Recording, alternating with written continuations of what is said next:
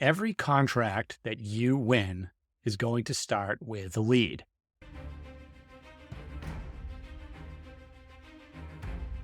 One of the biggest problems companies encounter when they are initially going after government contracts or are just trying to optimize what they're doing is the process. What is the process?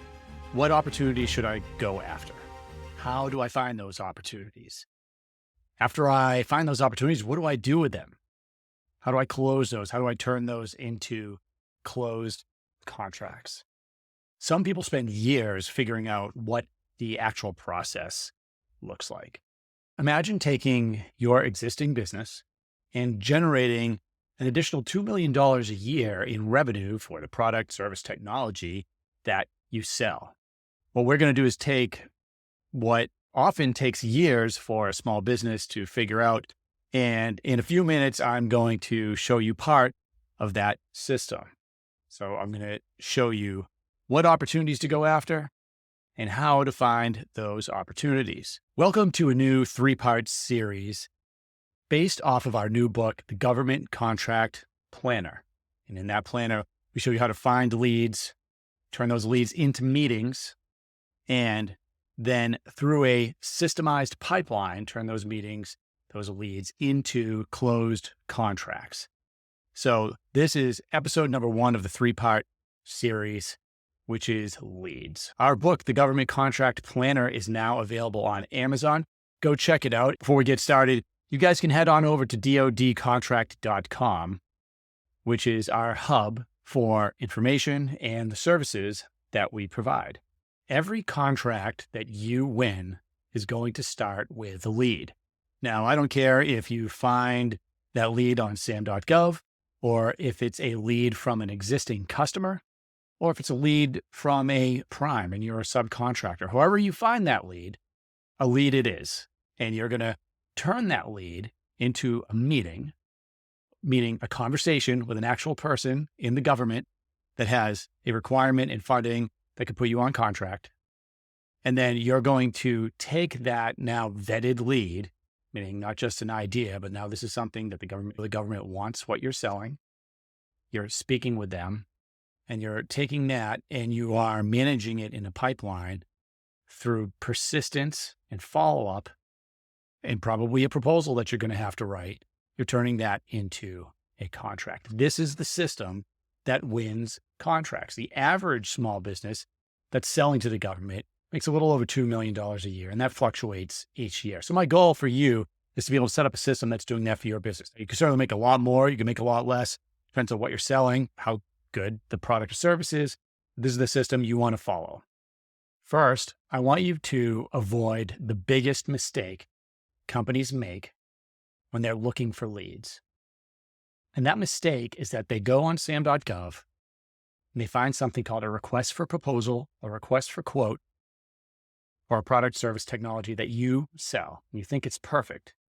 And you write a proposal for that. And that's a lot of work. You send it in and nothing. You don't hear anything. And that's because you're too late to the process. Now, I'm not saying you can't ever win a contract that way. I am saying that your time will be better spent finding opportunities way before an RFP or RFQ. What I'm going to ask you to do is the same thing that I ask my clients to do. We're going to not look at requests for proposals or requests for quotes right now. We're looking for opportunities that come before that. Okay, we have avoided the biggest mistake.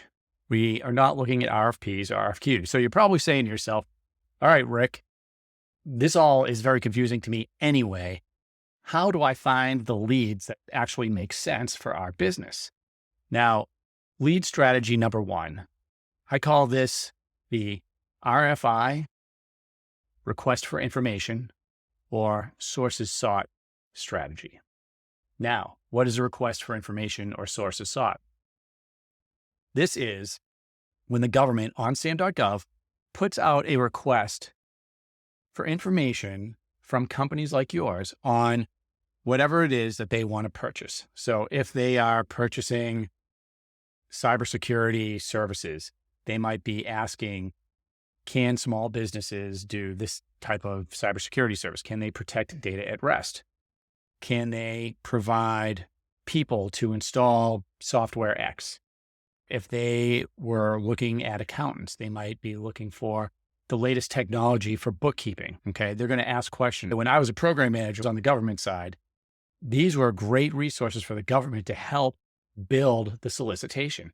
So that request for proposal that comes later, that you write a proposal on, how do you think the government comes up with the information that goes into that? Well, they have a requirement, they have a need, but the program manager and the contracting officer on the government side are not the experts in cybersecurity or bookkeeping. That's your company. And I'm just using those as examples. So it could be for anything. It could be for guitars or landscaping services or you name it, legal services. So any kind of technology. So they're going to look and see, okay, what is in the realm of the possible? What are the best practices? Are there certain licenses or certifications that we should require? Is there a certain type of past performance? Is there a certain technology that's out that we're not aware of that could help streamline our process or make it cheaper for the government? Now, I've done entire podcast episodes on how to respond to a sources sought or an RFI, but what you need to know is that your objective with this response is to eliminate competition and influence how the government's going to make the purchase to the best of your ability.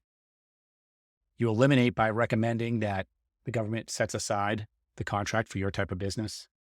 And there's several other ways that you can do this. Now, this is also a critical component and it's lead strategy number one for a reason, because this is a great way to set up a meeting with the government by responding to a sources sought or a request for information. The next thing you're going to do is request a meeting, and we'll cover that in the next episode. Lead strategy number two is for companies that are already selling to the government. You're on contract, you're selling, you'd be surprised how many companies don't actually talk to the customer, the government customer on the other end. One of the best ways to sell to the government is to stay in constant communication with your customer, asking them, does the product/service meet their needs? Is there anything you can improve? Every third conversation might be, do you need any more of what we're selling? Did you know that we also provide these services or these products or solutions? And it's not always going to be a yes, but you'd be surprised just how much is going to come from these meetings. And something else you can do with lead strategy number two is you can ask your government customer if they know anybody else that could use your product or service. Because guess who government acquisitions officers hang out with? That's right, other government acquisitions officers. So if you have a product or service, they may know somebody that you can connect with. And I've connected people many times. So this is something that you just have to ask for. Most companies don't.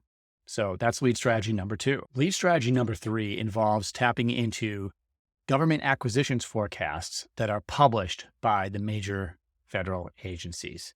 Now, it's a little bit more difficult to find these, but it is not hard. Okay. In fact, if you typed into your search engine DoD acquisitions forecasts, I bet you would find it. But another way to do this is look for the small business office associated with the agency you're selling to. And that could even be a sub-agency. If it was the Army, it could even be within the Army Corps of Engineers. So you could say Army Corps of Engineers, small business office, and look for acquisitions forecasts on that website. Department of Energy, NASA, whoever it is that you're selling to, whoever your target is. And we've had other podcast episodes on how to develop your niche, how to focus on a government customer. So I'm not going to go into that right now. Whoever that is, you want to go to that agency website, look for acquisitions forecasts. And if you can't find it, go to the small business office and it should be there. And if you can't find it there, email the small business office and ask them where the acquisitions forecast is. Now, what that's going to look like is usually a spreadsheet. And what they're doing is every agency is different. Some are better than others, but usually they're forecasting what they're going to be spending money on. And it's not all encompassing, but over the next year to 3 years. And then you can take the opportunities that apply to you and start tracking those in your pipeline. Usually, each opportunity is also going to have a point of contact or a POC. They're also usually going to have an amount or a ROM, a rough order of magnitude cost estimate associated with each of those. So you could see how great a acquisitions forecast could be, because now you might find 5 great opportunities over the next year and a half with a POC, a point of contact that you can put in there. You can reach out to those people and ask them, hey, when do we see this coming? Are we still on track? Is there something I could set up a demo with you for? Could I request a meeting? These are all things that you could do. You could call them. Sometimes the phone number's in there. Picking up the phone is not something very many companies are doing. So remember that when we are looking at acquisitions forecasts and really any of the methods for lead generation. Now, if you're unfamiliar with any of these methods, you could certainly check out DoD Contract Academy, where we go in depth on each one of them. And you can follow us and learn step by step how to execute lead strategy number 1, number 2, number 3. You can attend the bi-weekly coaching calls and ask questions about your specific niche, because each one of you with a business is going to experience different challenges, I guess you could say. Or some of you just may need a little bit more explanation. So that's a good entry-level way to get answers by people that have been in the business for a while and learn in a online environment, maybe what you should be doing, what your sales team should be doing. Okay, that is the episode for this week. Hopefully this was helpful. What you should have gotten from this is lead strategy 1, lead strategy number 2, and lead strategy number 3. You can get more information by just going to Amazon and checking out the Government Contract Planner, which is our book that's now released. You can buy the digital version or the hardcover version if you want something that you could take notes in. I'd love to help you win some contracts. Let's go get them. Thanks for listening this week. Next week, we're going to be on to part 2, and that's going to be taking these leads that you found and turning them into meetings. I think you're going to really love that episode. Check that out, and we'll see you next week.